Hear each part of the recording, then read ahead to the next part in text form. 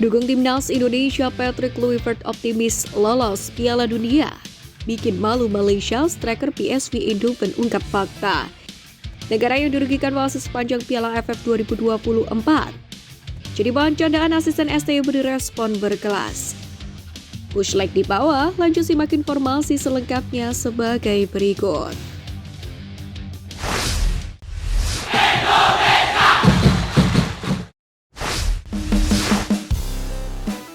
Jadi bahan bercandaan asisten STY beri respon berkelas. Bukan rahasia umum di timnas Indonesia telah tercipta sebuah bonding yang luar biasa, baik itu antar pemain, pelatih atau bahkan pelatih dan pelatih. Baru-baru ini pelatih Shin Sang-gyu menanggapi candaan Sintayong yang menyebut dirinya sebagai pelatih utama di timnas Indonesia. Hal itu terjadi saat Sintayong diwawancarai di Qatar beberapa waktu yang lalu. Hal ini tak terlepas dari peran Shin Sang-gyu yang memegang banyak peran di timnas Indonesia. Dia diketahui mengemban tugas sebagai pelatih fisik skuad Garuda. Namun, sang pelatih itu juga berperan mengatur semua kebutuhan di timnas Indonesia. Mengenai hal ini, Shin Sang-gyu mengatakan sudah terbiasa memegang banyak peran saat berada dalam sebuah tim. Jadi, menurutnya hal itu cukup wajar dan tidak bisa dikatakan sebagai pelatih utama timnas Indonesia. Shin Sang-gyu sendiri mengatakan sangat menikmati perannya saat ini bersama Merah Putih. Dia mengaku hubungannya dengan Sintayong pun cukup dekat sehingga pelatih itu bisa melemparkan candaan buatnya. Saya memang tidak terlalu difokuskan pada hal-hal taktikal dan teknis, tetapi tetap saya bisa merekomendasikan saat yang kami butuhkan untuk lebih fokus pada sesi latihan taktikal. Berapa lama durasi sesinya dan berapa banyak set yang harus kita lakukan. Demikianlah penjelasan dari Shin Sang-gyu. Mantan pelatih fisik timnas Korea Selatan U23 itu menegaskan kendali timnas Indonesia saat ini seutuhnya berada di tangan Sintayong. Dia pun berusaha membantu pelatih itu semaksimal mungkin.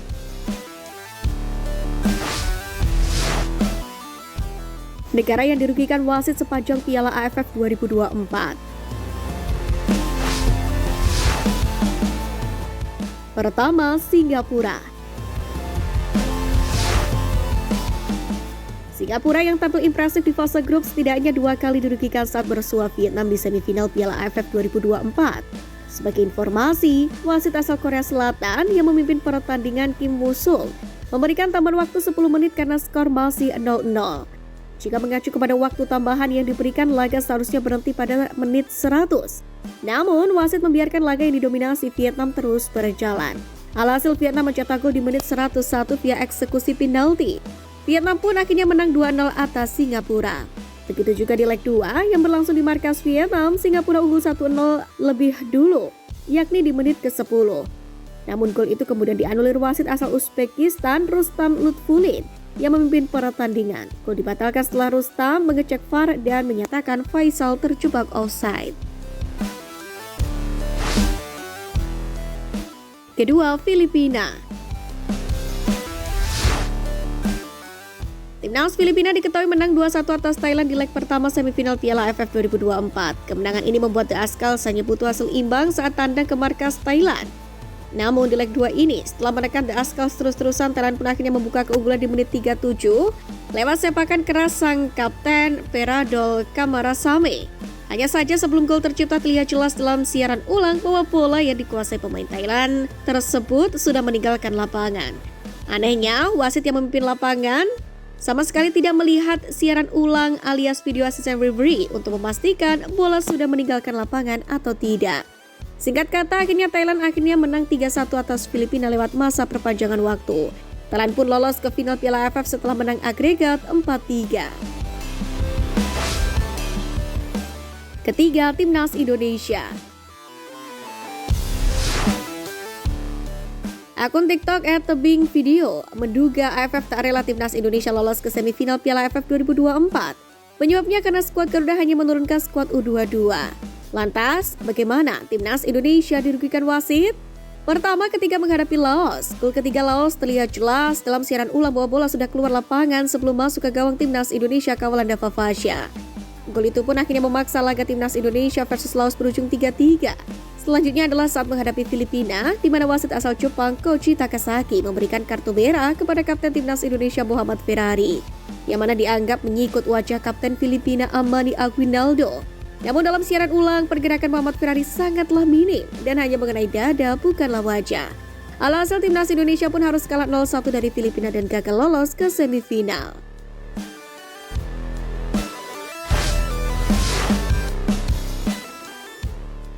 Bikin malu Malaysia, striker PSV Endoven ungkap fakta. Sepertinya Malaysia menemui jalan buntu dalam ambisinya menaturalisasi pemain keturunan untuk memperdalam kekuatan Harimau Malaya. Pasalnya, setelah Kapten Burnley, giliran striker PSV Eindhoven Iggy Hoban melalui sang ibu membantah dengan tegas keluarga mereka keturunan Malaysia. Sama seperti kasus Josh Brownhill, Kapten Burnley yang asal diklaim akun pencari pemain keturunan Malaysia for Future Talent, Iggy Hoban juga menjadi korban klaim menyesatkan akun fans timnas Malaysia tersebut, di mana ia diklaim memiliki nenek dari Malaysia. Sebelumnya akun ini menyebut nenek Iggy Hoban berasal dari Titiwangsa, Kuala Lumpur dan berpotensi dinaturalisasi. Namun klaim itu kemudian dibantah langsung lewat sebuah postingan di laman Facebook yang ditengarai merupakan ibu sang pemain. Akun tersebut bernama Mirael Hubert menegaskan dengan sangat gamblang jika keluarga mereka tidak memiliki keturunan Malaysia. Mirael Hubert menyebut nenek mereka yang dimaksud akun tersebut merupakan 100% asli Belanda. Malaysia sepertinya tidak kapok mengklaim pemain Eropa memiliki keturunan negara mereka, karena sebelumnya ada Josh Brownhill dan Isaac Hayden. Keduanya pun membantah memiliki keturunan Malaysia, dan sontak pengakuan itu membuat publik negeri jiran geger tak karuan.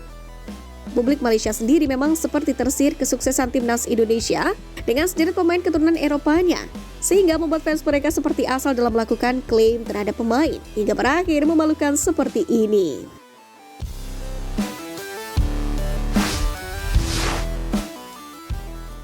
Dukung timnas Indonesia Patrick Kluivert optimis lolos Piala Dunia.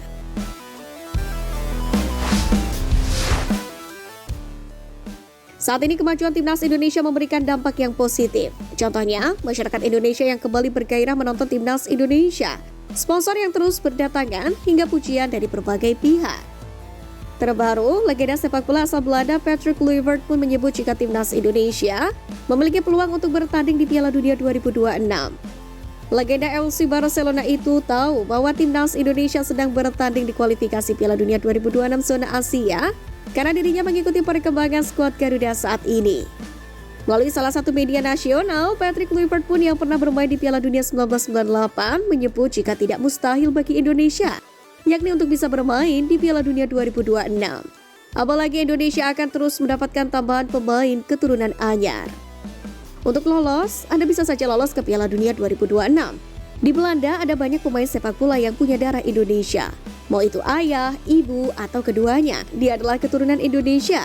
Jadi menurut saya PSSI harus melihat secara mendetail jika ingin memperkuat timnas Indonesia dengan pemain keturunan asal Belanda. Bisakah Indonesia lolos ke Piala Dunia 2026? Tentu saja, kenapa tidak?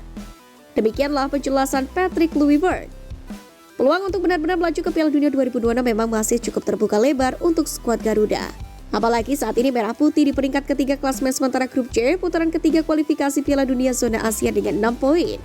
Di 2025 sendiri masih ada 4 laga yang harus dilakoni oleh timnas Indonesia di ajang tersebut untuk menentukan langkah Indonesia untuk bertanding di Piala Dunia 2026.